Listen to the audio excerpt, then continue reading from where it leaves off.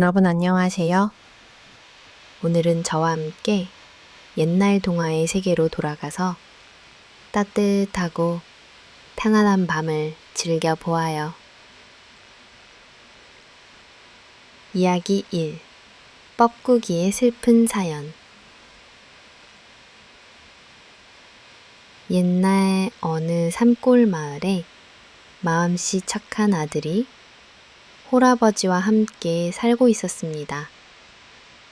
아버지가 새어머니를 맞이했는데 안타깝게도 새어머니는 마음보가 고약하고 자기 아들만 예뻐하는 여자였습니다. 그녀는 전처소생인 아들을 몹시 미워하고 구박했습니다. 일사해 흉년이 들어 먹을 것이 몹시 귀해졌습니다. 새어머니는 밭에 나가 일하는 착한 아들에게는 까맣게 탄 누룽지만 주었고 집에서 노는 자기 아들에게는 몰래 하얀 쌀밥을 챙겨주었습니다. 그것도 모자라 새어머니는 착한 아들에게 일부러 구멍난 바가지를 주며 이 바가지에 물을 가득 채워오너라. 그렇지 않으면 집에 들어올 생각도 마라. 하고 억지를 부렸습니다.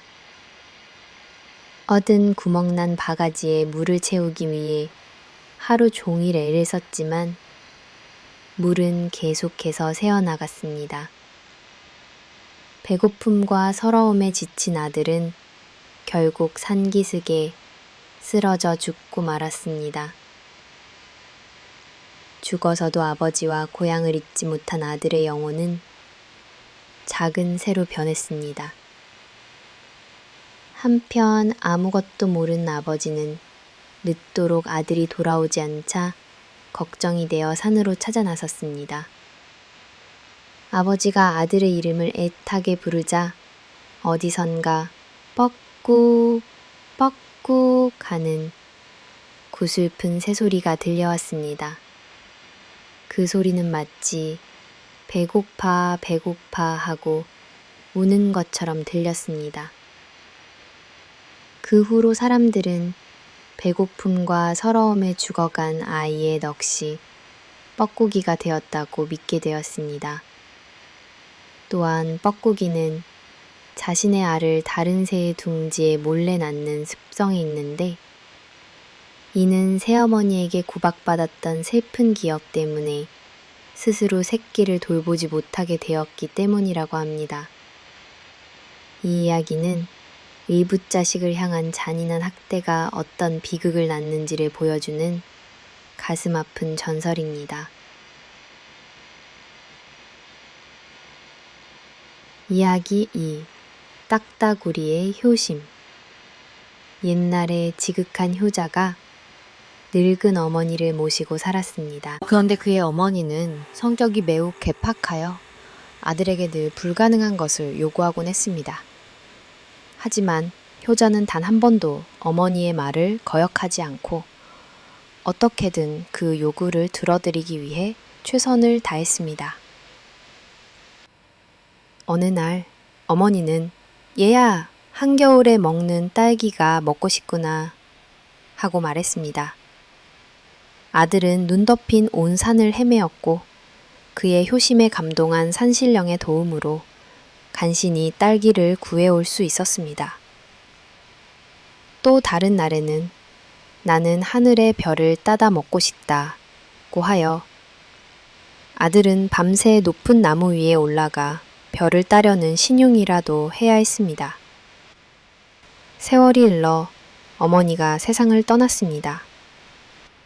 어머니는 죽으면서까지 아들에게 어려운 부탁을 했습니다. 얘야, 내가 죽거든 나를 바람이 잘 통하는 나무 꼭대기에 묻어다오. 그리고 내가 심심하지 않도록 매일 찾아와 나무를 두드리며 나를 즐겁게 해주어야 한다. 아들은 눈물을 흘리며 어머니의 마지막 유언을 따랐습니다. 그는 어머니의 무덤을 큰 나무 꼭대기에 만들고 그날부터 하루도 빠짐없이 나무 아래로 찾아왔습니다. 그는 어머니, 아들이 왔습니다. 심심하지 않으시지요? 하고 인사를 올린 뒤 부리로 나무를 딱, 딱, 딱 하고 쪼기 시작했습니다. 굶주림과 추위 속에서도 결코 나무 쪼는 일을 멈추지 않았습니다. 그의 이마는 헐어 피가 흘렀고 부리는 닳아 없어질 지경이었습니다. 그의 지극한 효심은 하늘을 감동시켰습니다. 결국 아들은 죽어서 한 마리의 새로 변했습니다. 그 새는 죽어서도 어머니의 무덤이 있는 나무를 떠나지 않고 매일같이 부리로 나무를 쪼며 어머니를 즐겁게 해드렸다고 합니다. 사람들은 그 새를 딱따구리라고 불렀고 지금도 딱따구리가 나무를 쪼는 소리는 돌아가신 어머니를 향한 아들의 변치 않는 효심의 소리라고 믿고 있습니다. 이 이야기는 어떤 어려움 속에서도 부모를 공경하는 효의 가치를 무엇보다 중요하게 여겼던 우리 조상들의 마음을 보여주는 이야기입니다. 주몽신화 하루시 아주 먼 옛날 하늘의 신 해모수의 아들인 부여의 금와왕 시절의 이야기입니다. 금와왕은 태백산 남쪽 우발수에서 하백의 딸 유아를 만나 궁궐로 데려왔습니다. 그런데 유아 부인이 햇빛의 기운을 받아 아이를 잉태하더니 사람이 아닌 커다란 알 하나를 낳았습니다. 모한 이를 불길하게 여겨 알을 마구간에 버렸지만 말들이 알을 피해 다녔습니다. 깊은 산속에 버리자 온갖 짐승들이 나타나 알을 보호해 주었습니다. 알을 깨트리려 해도 깨지지 않자 왕은 결국 알을 유아 부인에게 돌려주었습니다. 유아 부인이 따뜻한 곳에 알을 두자 얼마 후 알을 깨고 한 사내 아이가 나왔습니다. 아이는 태어날 때부터 골격이 남달랐고 7살 때 이미 스스로 활과 화살을 만들어 쏘았는데 백발백중이었습니다. 부여에서는 활을 잘 쏘는 사람을 주몽이라 불렀기에 사람들은 모두 그를 주몽이라 칭했습니다. 강남마왕에게는 7명의 아들이 있었는데 그들은 모든 면에서 주몽보다 능력이 뒤떨어졌습니다. 왕자들은 주몽의 뛰어난 재능을 시기하고 미워하여 그를 죽일 음모를 꾸몄습니다. 킹그사시를 눈치챈 유아 부인은 주몽에게 이곳에 있다가는 화를 면치 못할 것이다. 어서 남쪽으로 내려가 너만의 새로운 나라를 세우거라 하고 말했습니다. 주몽은 자신을 따르는 오이, 마리, 혁보 등 세 친구와 함께 남쪽으로 길을 떠났습니다. 퍼얼베크 그들이 엄니대수라는 큰 강에 이르렀을 때 뒤에서는 부여의 군사들이 쫓아오고 앞에는 강물이 길을 막아 위기에 처했습니다. 주몽은 하늘을 향해 외쳤습니다. 나는 천재의 손자요 하백의 외손이다. 오늘 도망가는 길에 추격병이 닥치니 이를 어찌하면 좋겠는가. 그러자 갑자기 강물 속에서 수많은 물고기와 자라떼가 떠올라 스스로 다리를 만들어 주몽 일행이 무사히 강을 건널 수 있게 도와주었습니다. 강을 건너자 물고기와 자라떼는 흩어져 추격병들은 더 이상 쫓아오지 못했습니다. 무사히 위기를 넘긴 주몽은 졸본천에 이르러 그곳을 도읍으로 삼고 나라를 세웠습니다. 이것이 바로 드넓은 영토를 자랑하며 수백 년간 동북아시아를 호령했던 위대한 제국 고구려의 시작입니다. 알에서 태어난 영웅, 위기를 극복하는 신비한 능력, 그리고 새로운 나라를 세우는 과정. 주몽신화는 고구려의 건국 과정을 신성하고 장엄하게 그려낸 한국의 대표적인 건국 신화입니다. 일하기 싫은 사이와 소 코뚜레. 옛날 어느 마을에 일하기는 죽기보다 싫어하고 매일 놀고 먹을 궁리만 하는 게으른 사위가 있었습니다. 장인과 장모는 사위의 게으름 때문에 속이 터졌지만 하나뿐인 딸을 생각해 꾹 참고 있었습니다. 어느 날 장인이 밭을 갈기 위해 소를 끌고 나왔습니다. 게으른 사위는 밭에 나가는 대신 시원한 대청마루에 누워 낮잠을 자려 했습니다. 장인이 소리쳤습니다. 이 사람아, 장정 노릇을 하려거든 어서 나와 밭 가는 것을 돕게. 사위는 마지못해 밭으로 나갔지만 일할 생각은 전혀 없었습니다. 그는 꾀를 내어 장인에게 말했습니다. 아버님, 제가 소를 부리는 아주 신기한 방법을 알고 있습니다. 제가 저기 언덕 위에서 피리를 불면 소가 저절로 밭을 갈 것입니다. 그러니 저는 피리를 불고 아버님은 집에서 편히 쉬고 계십시오. 장인은 반신반의했지만 사위의 말에 속아 집으로 돌아갔습니다. 사위는 언덕 위에 올라가 소의 콧뚜레를 빼서 나뭇가지에 걸어두고는 그 옆에서 신나게 노래를 부르며 놀기 시작했습니다. 공편 밭에 있던 소는 코가 꿰인 콧뚜레가 나뭇가지에 걸려 있으니 마치 누군가 고삐를 끄는 것처럼 느껴졌습니다. 소는 콧뚜레가 이끄는 대로 밭의 이쪽 끝에서 저쪽 끝까지 부지런히 움직이며 밭을 갈기 시작했습니다. 몰리 더 되어 장인이 밭에 나와보니 정말로 밭이 모두 갈려 있었습니다. 장인은 사위의 신기한 재주에 감탄하며 그 후로는 사위에게 아무런 잔소리도 하지 않았습니다. 사위는 매일같이 언덕 위에서 놀기만 하고 소는 저절로 밭을 가는 이상한 날들이 계속되었습니다. 그러던 어느 날 이웃 마을의 부자가 이 소문을 듣고는 게으른 사위의 요술피리를 비싼 값에 사겠다고 제안했습니다. 사위는 신이 나서 소 콧뚜레를 요술피리인 것처럼 속여 팔아넘기고 큰 돈을 벌었습니다. 검다음 날 부자는 기대에 부풀어 소 콧뚜레를 들고 밭으로 나갔습니다. 그는 소에게 쟁기를 매게 하고 자신은 언덕 위에 올라가 소 콧뚜레를 불기 시작했습니다. 하지만 아무리 불어도 소는 멀뚱멀뚱 서 있기만 할 뿐 밭을 갈지 않았습니다. 화가 난 부자는 그제야 자신이 속았다는 것을 알고 땅을 치며 후회했다고 합니다.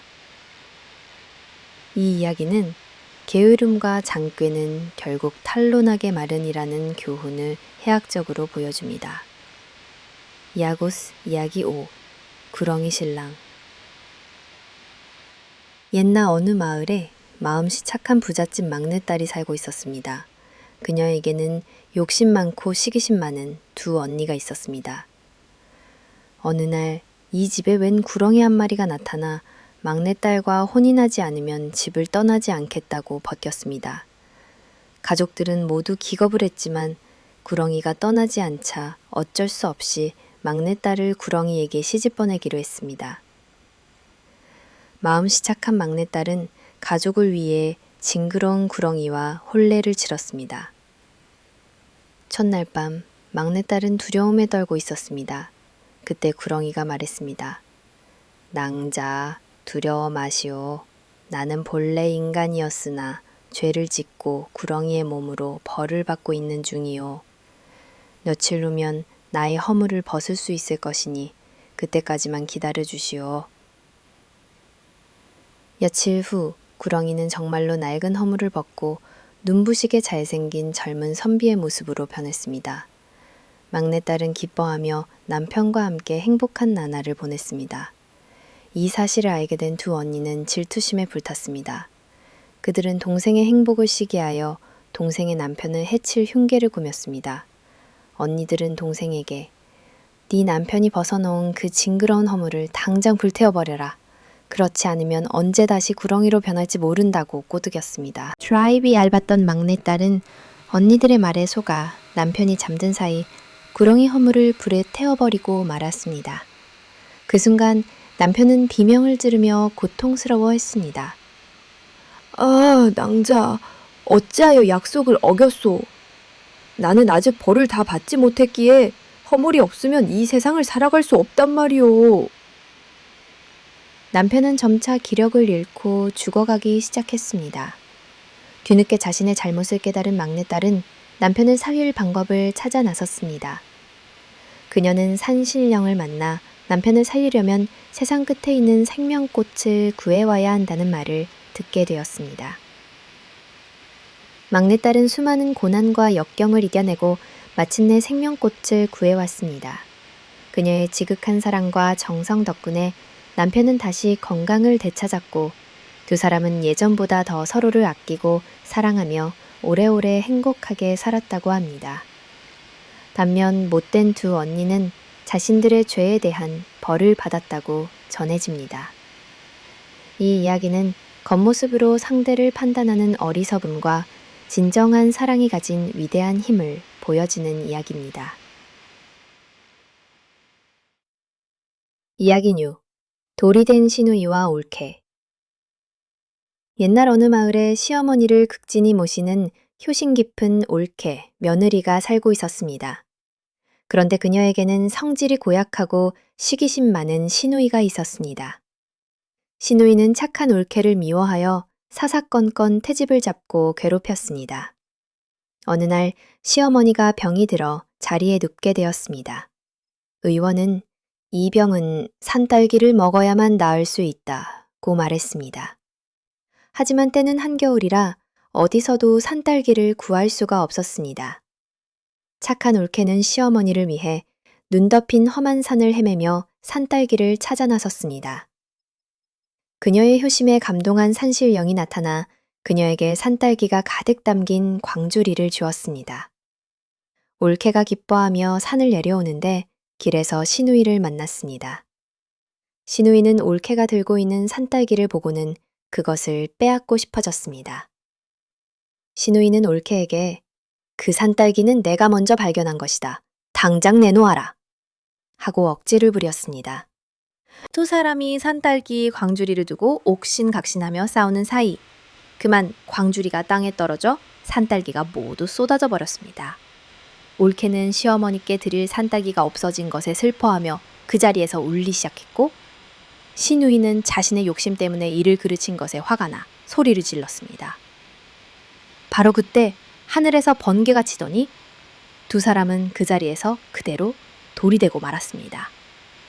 올케는 시어머니를 걱정하며 집 쪽을 바라보는 모습에 돌이 되었고 시누이는 자신의 잘못을 후회하는 듯 고개를 푹 숙인 모습에 돌이 되었다고 합니다. 이 이야기는 가족 간의 화목이 얼마나 중요한지와 시기심과 욕심이 결국 모두를 불행하게 만드는 비극을 낳는다는 교훈을 줍니다. 이야기 7. 하늘나라의 옥토끼. 아주 먼 옛날 하늘의 옥황상제는 땅 위의 동물들이 얼마나 자비로운 마음을 가졌는지 시험해보고 싶었습니다. 그는 굶주리고 지친 늙은이로 변장하여 깊은 숲속으로 내려갔습니다. 아이고, 배고프고 힘들어 죽겠구나. 누구 나에게 먹을 것을 줄 사람 없느냐? 이야기 텔피더거 교활한 여우였습니다. 여우는 늙은이를 보더니 재빨리 강으로 달려가 물고기 한 마리를 잡아와 공손히 바쳤습니다. 어르신, 변변치 않지만 이것이라도 드시고 기운을 차리십시오. 과의 다음으로 나타난 것은 힘센 원숭이였습니다. 원숭이는 늙은이를 보자 잽싸게 나무 위로 올라가 잘 익은 과일들을 잔뜩 따와 바쳤습니다. 어르신, 달고 맛있는 과일입니다. 많이 드십시오. 마지막으로 나타난 것은 마음씨 착한 토끼였습니다. 토끼는 늙은이를 돕고 싶었지만 그에게는 드릴 것이 아무것도 없었습니다. 풀을 뜯어다 드릴 수도 없는 노릇이었습니다. 토끼는 안타까운 마음에 발만 동동 구르다가 마침내 큰 결심을 했습니다. 토끼는 여우와 원숭이에게 말했습니다. 친구들아, 마른 나뭇가지를 모아 불을 좀 피워주지 않겠니? 여우와 원숭이가 불을 피우자 토끼는 늙은이를 향해 말했습니다. 어르신, 저는 당신께 드릴 것이 아무것도 없습니다. 부디 저의 이 보잘것없는 몸이라도 구워서 허기진 배를 채우십시오. 말을 마친 토끼는 망설임 없이 활활 타오르는 불길 속으로 자신의 몸을 던졌습니다. 그 순간 늙은이는 본래의 모습인 옥황상제로 돌아왔습니다. 그는 불길 속에서 토끼를 구해내어 그의 숭고한 희생정신에 깊이 감동했습니다. 너의 자비로운 마음이 하늘을 감동시켰다. 너의 이 아름다운 희생을 모든 존재가 영원히 기억하게 하리라. 옥황상제는 토끼를 하늘나라로 데려가 달 속에 살게 했습니다. 그리고 그에게 불로장생의 약을 찢는 절구를 주어 영원히 죽지 않는 영광을 누리게 했습니다. 마찌다 지금도 우리가 보름달을 바라보면 그 안에서 토끼 한 마리가 열심히 절구를 찢고 있는 모습을 볼 수 있다고 합니다. 그 토끼가 바로 자신의 몸을 바쳐 가장 위대한 자비를 실천한 하늘나라의 옥토끼인 것입니다. 8. 신기한 족자. 옛날에 그림 그리기를 좋아하는 한 가난한 화가가 살았습니다.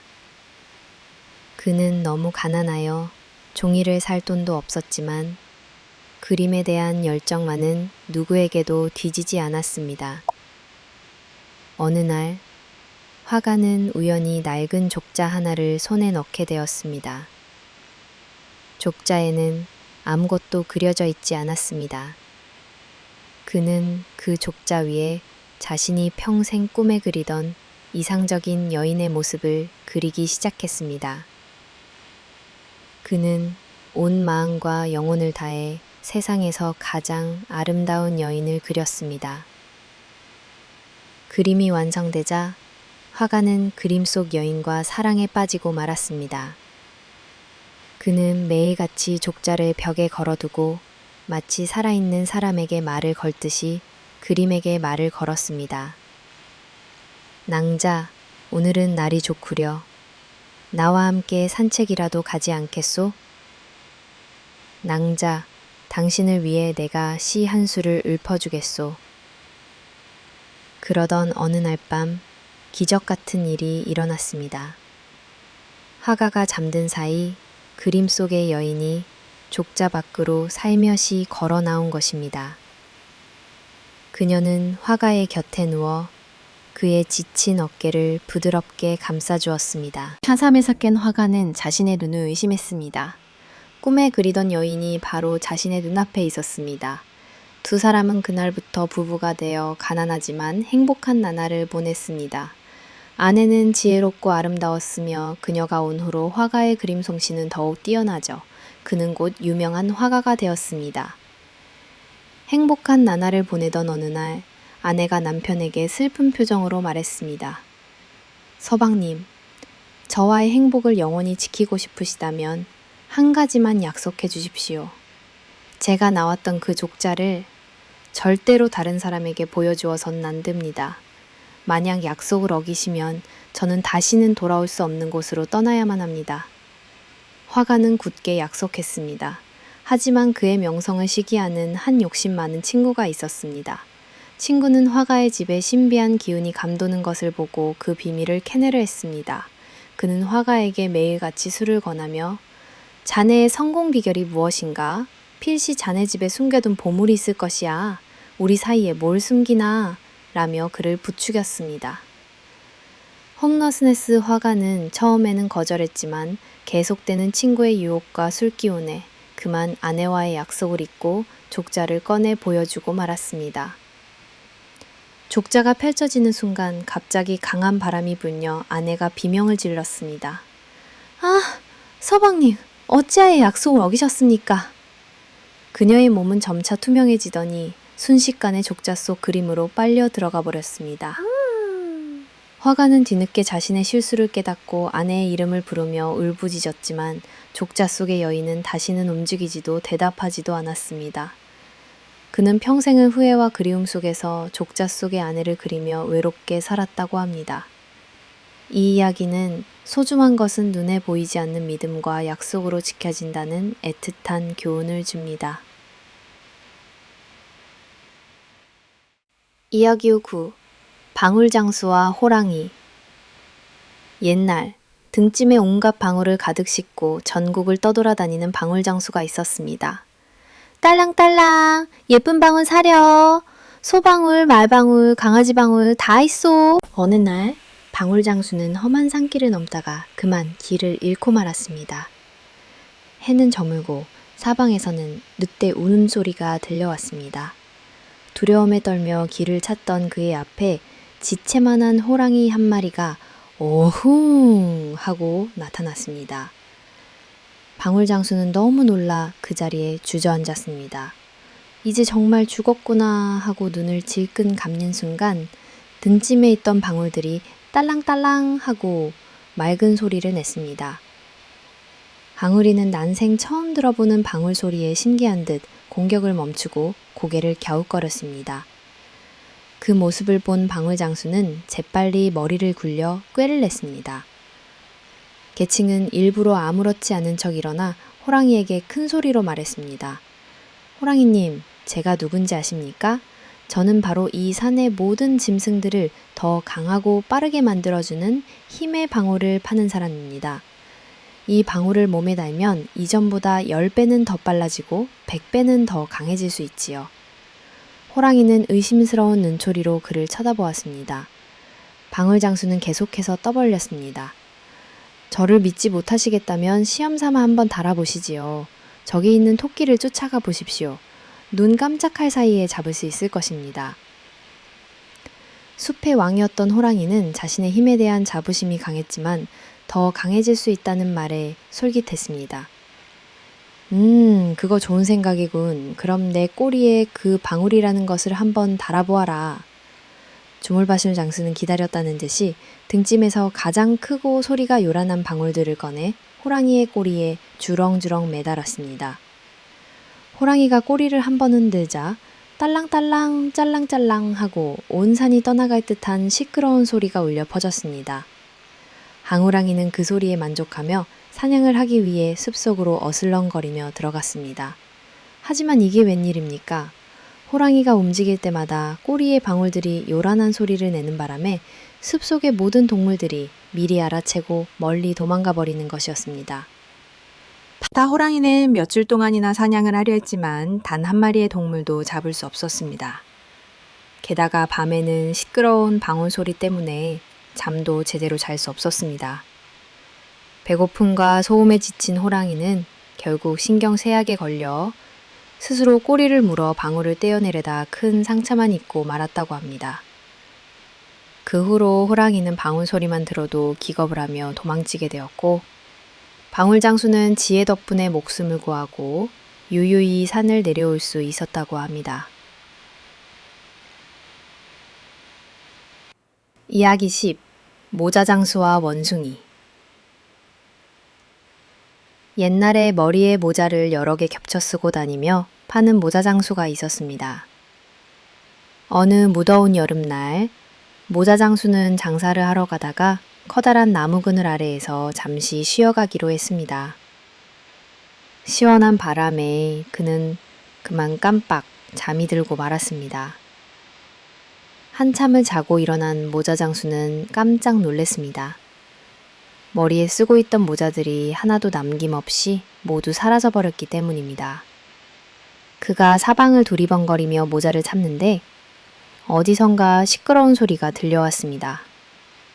고개를 들어 나무 위를 쳐다보니 수십 마리의 원숭이들이 저마다 그의 모자를 하나씩 쓰고 앉아 그를 쳐다보며 낄낄거리고 있었습니다.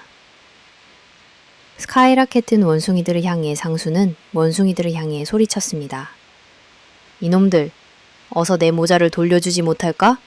그는 주먹을 휘두르며 화를 냈습니다. 그러자 원숭이들도 똑같이 주먹을 휘두르며 그를 흉내냈습니다. 모자장수는 이번에는 발을 동동 굴렀습니다. 그러자 원숭이들도 똑같이 발을 동동 굴렀습니다. 모자장수가 어떤 행동을 하든 원숭이들은 그대로 따라할 뿐 모자를 돌려주려 하지 않았습니다. 지친 모자장수는 화가 머리끝까지 나서 자기가 쓰고 있던 마지막 모자마저 땅바닥에 내동댕이 쳤습니다. 에이, 모르겠다. 너희 다 가져라. 바로 그 순간 놀라운 일이 벌어졌습니다. 모자장수의 행동을 본 원숭이들이 저마다 쓰고 있던 모자를 벗어 땅바닥으로 내동댕이 치는 것이었습니다. 순식간에 나무 아래는 모자들로 가득 찼습니다. 지제야 모자 장수는 원숭이들이 사람의 행동을 그대로 따라한다는 것을 깨달았습니다. 그는 재빨리 땅에 떨어진 모자들을 모두 주워 담고는 유유히 그 자리를 떠났다고 합니다. 이 이야기는 화를 내기보다 상대의 특성을 파악하고 지혜롭게 대처하는 것이 문제를 해결하는 더 좋은 방법이라는 교훈을 줍니다. 이야기 11. 죽은 말뼈를 산 임금님. 옛남이 예라에 하루에 1000리를 달릴 수 있다는 천리마를 구하고 싶어하는 임금님이 있었습니다. 임금님은 천리마를 구하는 사람에게는 큰 상을 내리겠다고 약속했지만 몇 년이 지나도 아무도 천리마를 구해오지 못했습니다. 그때 한 지혜로운 신하가 임금님께 아뢰었습니다. 소신에게 금 500냥을 주시면 반드시 천리마를 구해오겠습니다. 임금님은 반신반의했지만 그의 자신만만한 태도에 금 500냥을 내주었습니다. 시마티아는 금을 가지고 나라 곳곳을 돌아다녔습니다. 몇 달 후 그는 임금님 앞에 나타났지만 그의 손에는 살아있는 말이 아니라 죽은 말의 뼈만 들려 있었습니다. 임금님은 크게 노했습니다. 네 놈, 내가 살아있는 천리마를 구해오랬지 누가 죽은 말 뼈다귀를 사오랬느냐.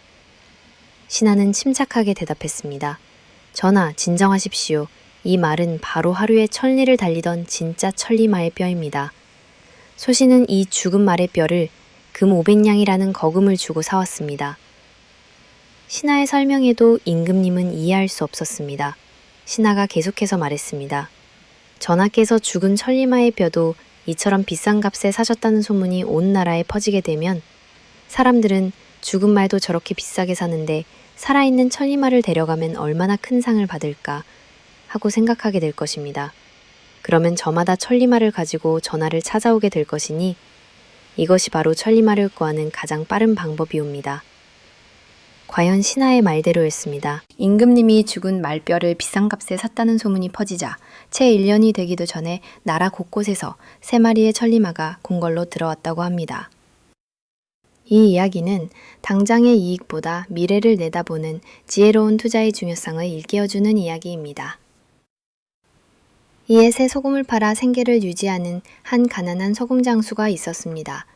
어느 날 그는 소금을 팔러 험한 산길을 넘어가고 있었습니다. 그런데 산속에서 그만 길을 잃고 말았습니다. 해는 저물고 굶주림과 피로에 지친 그는 산속의 낡은 오두막을 발견하고 그곳에서 하룻밤 묵어가기로 했습니다.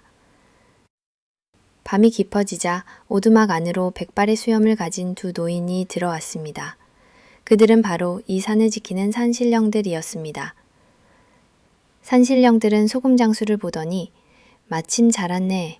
우리와 함께 바둑이나 한판 두세 하고 말했습니다. 산신령 수는 얼떨결에 산신령들과 함께 바둑을 두기 시작했습니다. 바둑판 옆에는 복숭아 한 접시가 놓여 있었는데 그는 바둑을 두며 무심코 그 복숭아를 하나씩 집어 먹었습니다. 시간이 얼마나 흘렀는지도 모른 채 바둑에 열중하던 소금 장수는 문득 집에서 기다리고 있을 가족들이 생각났습니다. 산신령님, 이제 그만 집으로 돌아가 봐야겠습니다. 산신령들은 웃으며 그의 등짐에 있던 소금야루를 가리켰습니다. 그동안 수고했으니 그 소금은 우리가 사겠네. 소금 장수가 자루를 열어보니 소금은 모두 금으로 변해 있었습니다. 그는 기뻐하며 산신령들에게 감사 인사를 하고 산을 내려왔습니다. 그런데 산을 내려와 보니 세상이 온통 낯설게 변해 있었습니다. 그가 살던 초가집은 온데간데 없었고 마을 사람들은 모두 처음 보는 얼굴들이었습니다. 그는 사람들에게 자신의 이름을 대며 아는 사람이 없는지 물었지만 사람들은 아, 그분은 우리 할아버지의 할아버지 세대에 사셨던 분인데 산에 소금을 팔러 갔다가 돌아오지 않았다고 들었습니다. 라고 대답할 뿐이었습니다. 소금 장수는 깨달았습니다. 신선 세계에서의 하룻밤이 인간 세상에서는 수백 년의 세월과 같다는 것을. 그는 산신령과 바둑을 두는 사이 자신도 모르게 수백 년의 세월을 보내버린 것입니다. 그는 홀로 남아 변해버린 세상 속에서 쓸쓸히 살아갔다고 합니다.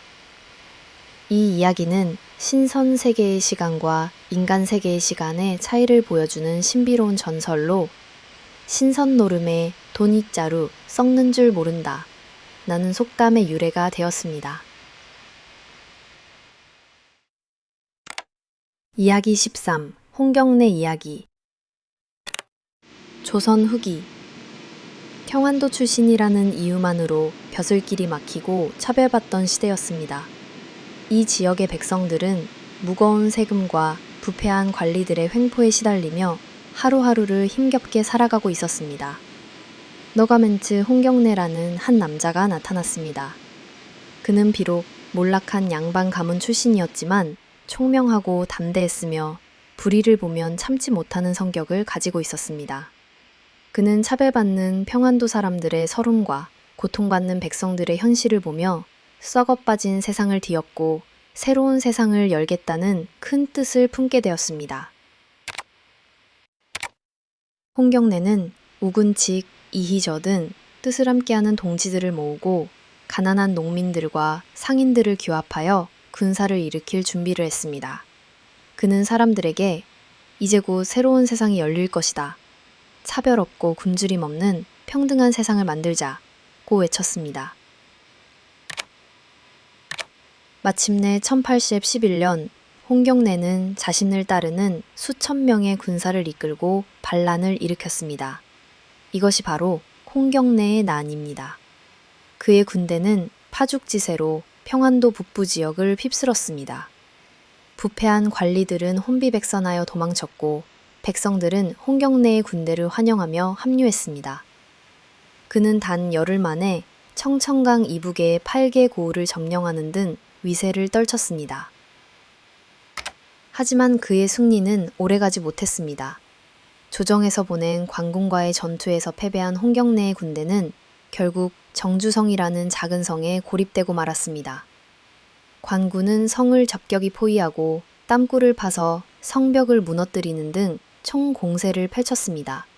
사실 홍경래와 그의 군사들은 굶주림과 추위 속에서도 100여일 동안이나 용감하게 싸웠지만 결국 중과부적이었습니다. 1812년 4월 정주성은 함락되었고 홍경래는 치열한 전투 중에 총에 맞아 장렬한 최후를 맞이했습니다. 비록 그의 반란은 실패로 끝났지만 홍경래의 이름은 백성들의 마음속에 영원히 살아남았습니다. 그는 단순한 반란군 지도자가 아니라 썩은 세상에 맞서 싸운 민중의 영웅으로 기억되었습니다. 사람들은 그가 죽지 않고 어딘가에 살아있다고 믿거나 그가 도수를 부리는 비범한 인물이었다는 등 여러 가지 전설을 만들어내며 그의 죽음을 안타까워하고 그의 뜻을 기렸습니다. 홍경래의 이야기는 불의한 시대에 저항했던 한 영웅의 삶과 죽음을 통해 억압받는 민중의 희망과 좌절을 보여주는 역사적인 민담입니다. 이야기 14. 김수로왕 신화. 아득한 옛날 한반도 남쪽 변한 땅에는 아직 왕이 없이 9명의 족장이 각기 다른 부족을 다스리고 있었습니다. 어느 해 3월 모든 부족이 부정한 일을 피하고 몸을 깨끗이 하는 개욕일에 북쪽 구지봉이라는 산봉우리에서 이상하고도 수상한 소리가 들려왔습니다. 수백 명의 사람들이 모여들었지만 소리의 근원은 보이지 않고 사람의 목소리만 허공에서 울려 퍼졌습니다. 여기에 사람이 있느냐? 구관들이 대답했습니다. 저희들이 있습니다. 허공의 목소리가 다시 물었습니다. 내가 있는 이곳이 어디냐? 여기는 구지봉입니다. 그러자 하늘의 목소리가 엄숙하게 명령했습니다. 하늘이 나에게 명하시기를 이곳에 내려가 새로운 나라를 세우고 임금이 되라 하셨다. 너희는 지금 즉시 산봉우리의 흙을 파면서 거부가 머리를 내어놓아라. 만약 내어놓지 않으면 구워서 먹으리라는 노래를 부르고 춤을 추어라. 그러면 곧 위대한 왕을 맞이하게 될 것이다. 사람들은 기쁨에 넘쳐 하늘의 명령대로 노래를 부르고 춤을 추기 시작했습니다. 이것이 바로 한국 역사상 최초의 집단 노동요이자 주술적인 노래로 알려진 구지가입니다. 그들의 노래와 춤이 절정에 달했을 때 갑자기 하늘에서 자주새 끈이 내려와 땅에 닿았습니다. 끈의 끝을 따라가 보니 붉은 보자기에 쌓인 황금 상자가 놓여 있었습니다. 사람들이 경건한 마음으로 상자를 열자 그 안에는 해처럼 둥글고 빛나는 황금 알 6개가 들어 있었습니다. 모두가 놀라며 절을 했습니다. 그들은 황금 알을 소중히 안고 아도간의 집으로 돌아와 탁자 위에 모셔두었습니다. 말콧을 지난 다음 날 아침, 사람들이 다시 모여 상자를 열어보았습니다. 그러자 놀랍게도 6개의 황금알은 모두 늠름한 사내 아이로 변해 있었습니다. 아이들은 용모가 뛰어나고 기골이 장대했으며 그 중에서도 가장 먼저 알에서 나왔다고 하여 수로라는 이름이 붙여진 아이는 특히나 위엄이 넘쳤습니다. 사람들은 수로를 왕으로 추대하고 나머지 5아이는 각각 5가야의 왕이 되게 했습니다. 수로왕은 나라의 이름을 대가라 또는 가야국이라 칭하고 도읍을 정하여 나라의 기틀을 세웠습니다. 이것이 바로 철기 문화를 바탕으로 번성했던 6가야 연맹의 시작이었습니다. 이것이 바로는 수로왕은 아직 배필을 맞이하지 못하고 있었습니다. 신하들이 아름다운 처녀를 간택하여 왕비로 삼으라고 권했지만 수로왕은 나의 배필은 하늘이 정해주실 것이다 라며 기다렸습니다. 그러던 어느 날 왕은 신하들에게 명했습니다. 너희는 가벼운 배와 좋은 말을 준비하여 망산도라는 섬으로 가서 누군가를 기다려라. 신하들이 망산도에 이르자 과연 바다 남서 부모님께서 꿈에 가락국의 수로왕이 하늘이 내린 성군이니 그에게 가서 배필이 되라는 명을 받들어 이곳까지 왔습니다. 헙수로왕은 크게 기뻐하며 그녀를 왕비로 맞이했습니다. 허왕옥은 왕비가 된 후 자신이 가져온 파사석탑을 세워 험난했던 바닷길의 안녕을 빌었다고 합니다. 수로왕과 허왕옥 왕비는 10명의 아들과 2명의 딸을 낳고 150세가 넘도록 나라를 평화롭게 다스렸다고 합니다. 특히 왕비는 자신의 성씨인 허씨를 2 아들에게 물려주어 오늘날 김의 긴씨와 김의 허씨가 같은 뿌리를 가졌다는 이야기의 유래가 되었습니다. 알에서 태어난 왕과 바다를 건너온 이국의 공주의 신비로운 만남을 담은 김수로왕 신화는 가야의 건국 과정과 고대 해상 교류의 역사를 엿볼 수 있는 중요한 이야기입니다. 이아베리 15 박혁 거세 신화 신라 천년왕국의 서막이 열리기 전 한반도의 동남쪽 땅은 아직 하나의 이름 아래 뭉치지 못한 채 여러 부족의 연맹체로 존재하고 있었다. 훗날 신라의 신장부가 될 서라벌 땅에는 6개의 촌락이 흩어져 각기 다른 촌장의 다스림 아래에 있었다. 알천의 양산촌, 돌산의 고허촌, 무산의 대수촌, 치산의 진지촌, 금산의 가리촌, 영활산의 고야촌이 바로 그들이었다. 이들 6촌의 촌장들은 때때로 모여 공동의 문제를 논의했지만 그들을 하나로 묶어줄 강력한 구심점, 즉 하늘의 뜻을 받든 이대한 군주는 아직 없었다. 백성들은 비록 평화롭게 살고 있었으나 가슴 한편에는 혼란스러운 시대를 끝내고 모두를 아우를 수 있는 현명한 지도자의 출현을 간절히 바라고 있었다. 그 6촌장 중 가장 지혜롭고 덕망이 높았던 이는 고허촌의 촌장 소벌돌이었다. 어느 맑은 날 소벌돌이는 다른 5촌장들을 불러보았다. 우리 6촌이 비록 각자의 터전에서 살고 있으나 우리를 이끌어줄 군주가 없어 백성들의 마음이 하나로 모이지 못하고 있소. 이제 우리 모두 하늘에 기도하여 덕이 높고 성스러운 임금을 맞이하여 나라의 기틀을 세우는 것이 어떻겠소? 다른 촌장들 역시 그의 말에 깊이 공감했다. 그들은 함께 높은 곳에 올라 서라벌 땅을 굽어보며 한마음으로 기도했다. 천지신명이시여, 이 땅에 평화와 번영을 가져다 줄 위대한 군주를 내려 주시옵소서. 그들의 기도가 하늘에 닿았던 것일까? 며칠이 지난 어느 날 고허촌장 소벌돌이가 양산 기슭을 거닐고 있을 때 나정이라는 우물가 숲속에서 기이하고도 신비로운 광경을 목격하게 되었다.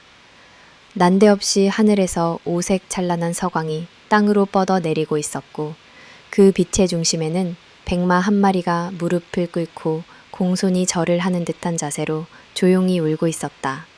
그 울음소리는 슬픔이 아닌 경외와 경탄에 찬 신성한 소리처럼 들렸다. 소벌돌이는 숨을 죽인 채 조심스럽게 그곳으로 다가갔다. 그가 가까이 다가가자 백마는 기다렸다는 듯이 길게 한번 울고는 호련히 하늘로 솟구쳐 올라가 버렸다.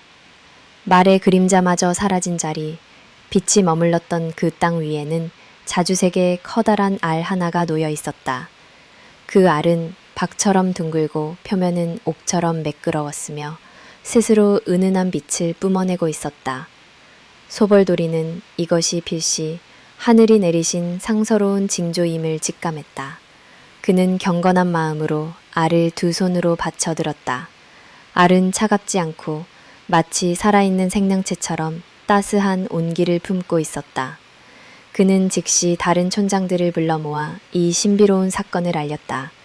소식을 듣고 달려온 5 촌장들 역시 자주색 알을 보고는 경탄을 금치 못했다. 그들은 이 알 속에 자신들이 그토록 염원하던 미래의 군주가 잠들어 있음을 믿어 의심치 않았다. 6 촌장들은 정성껏 알을 촌장 회의 장소로 옮겨와 깨끗한 천으로 감싸고 밤낮으로 지극정성으로 보살폈다.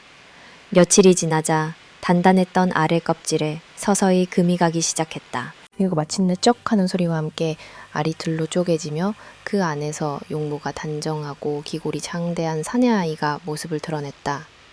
아이는 갓 태어났음에도 울지 않았고 그 눈빛은 깊은 지혜와 총기를 담고 있어 범상치 않은 기운을 풍겼다. 6 촌장들은 기쁨의 눈물을 흘리며 아이 앞에 무릎을 꿇었다. 그들은 아이를 동천의 맑은 물로 목욕시켰는데 아이의 몸에서는 눈부신 광채가 뿜어져 나왔고 그 빛을 보고 온갖 산새와 기란짐승들이 모여들어 춤을 추며 아이의 탄생을 축복했다. 촌장들은 아이의 이름을 짓기로 했다. 아이가 박처럼 생긴 알에서 나왔으므로 성은 박이라 하고 세상을 밝게 다스리라는 의미에서 이름을 혁거세라 지었다. 혁은 세상을 밝히는 빛을, 거세는 임금을 뜻하는 당시의 말이었다. 이리하여 우리 역사상 최초의 박씨이자 신라 천년왕국의 시조인 박혁거세가 탄생한 것이다. 백성들은 하늘이 내린 군주의 탄생 소식에 환호하며 그를 왕으로 추대했다. 박혁거세가 13살이 되던 해 6 촌장들은 그를 받들어 신라의 초대 왕으로 즉위시켰다. 나라의 이름은 서라벌이라 정했다. 나라의 기틀이 잡혀가던 어느 날 새로운 기적이 일어났다. 사량리라는 마을의 알령정이라는 우물가에 호련히 닭의 모습을 한 용, 즉 계룡이 나타난 것이다. 그 계룡은 왼쪽 옆구리에서 여자아이 1명을 낳고는 하늘로 날아 올라갔다. 신기하게 여겨 아이를 살펴보니 용모는 더할 나위 없이 고왔으나 입술이 닭의 부리처럼 뾰족하게 튀어나와 있었다. 사람들은 아이를 북쪽 시냇물로 데려가 목욕을 시켰다. 그러자 놀랍게도 그 부리가 똑 하고 떨어져 나가며 아이는 완벽하게 아름다운 소녀의 모습을 갖추게 되었다. 아이가 발견된 우물의 이름을 따서 사람들은 그녀의 이름을 알령이라 지었다. 이 소식을 들은 박혁거세와 신하들은 알령 또한 하늘이 보낸 성스러운 존재임을 알았다. 용모와 덕행이 출중하게 살아난 알령은 마침내 박혁거세의 왕비가 되었다. 하늘의 아들 혁거세와 용의 딸 알령 2 성인이 나란히 왕과 왕비가 되자 서라벌 백성들은 이를 이성의 출현이라 부르며 기뻐했다. 박혁거세와 알령 부인은 백성들을 어질게 다스렸다. 그들은 직접 촌락을 순행하며 백성들의 어려움을 살피고 농사짓는 법을 장려하여 창고를 가득 채웠다. 또한 예법을 바로 세워 질서를 잡고 국방을 튼튼히 하여 외부의 침입에 대비했다. 박혁거세의 어징 통치 아래 6개의 촌락으로 나뉘어 있던 서라벌 땅은 마침내 강력한 하나의 국가 신라로 거듭났다. 6 촌장들은 기꺼이 자신들의 권한을 내려놓고 왕을 보좌하는 충실한 신하가 되었으며 그들의 후손들은 신라의 6 귀족 가문을 이루어 천냥 왕국을 지탱하는 굳건한 기둥이 되었다. 박혁거세는 무려 61년 동안이나 나라를 평화롭게 다스렸다. 그의 치세 동안 신라는 주변의 작은 나라들을 병합하며 점차 강성한 국가의 면모를 갖추어 나갔다. 백성들은 태평성대를 누리며 왕을 하늘처럼 떠받들었다. 기나긴 세월이 흘러 박혁거세가 세상을 떠날 때가 되었을 때 또 한 번 기이하고도 신비로운 일이 일어났다. 왕위에 오른 지 61년째 되던 해 봄, 박혁거세는 갑자기 하늘로 솟구쳐 올라갔다. 백성들이 슬픔에 잠겨 하늘만 바라보고 있을 때 이래 뒤에 왕의 몸이 5조각으로 나뉘어 땅으로 흩어져 떨어졌다. 백성들과 왕비 알령은 빅통함 속에 왕의 시신을 하나로 합쳐 장사를 지내려 했다. 하지만 그들이 시신을 모으려고 할 때마다 어디선가 커다란 뱀 한 마리가 나타나 맹렬하게 방해하여 결국 시신을 합칠 수가 없었다. 사람들은 이 또한 하늘의 깊은 뜻이라 여기고 왕의 몸 5조각을 각각 다른 곳에 정성껏 묻어 무덤을 만들었다. 이 때문에 박혁거세의 느는 오른, 즉 5개의 는이라 분리에 되었으며 혹은 뱀이 방해했다 하여 사릉이라고도 불린다. 알에서 태어나 나라를 세우고 죽음마저 신비로웠던 왕 박혁거세. 그는 단순한 한 나라의 시조로 넘어 하늘의 뜻을 받아 이 땅에 강림한 성군이자 흩어져 있던 민족의 마음을 하나로 모아 천년 대업의 초석을 다진 위대한 영웅이었다. 그의 신화는 오늘날까지도 신라의 정신적 뿌리로서 한국인의 가슴 속에 면면이 살아 숨쉬고 있다. 하루가 끝나고 여러분과 함께 할 수 있어 정말 기쁩니다. 오늘도 많은 일들이 있었지만 이제는 편안한 밤을 보내며 내일을 준비하는 시간이죠. 오늘도 함께 해주셔서 감사합니다. 편안한 밤 되세요.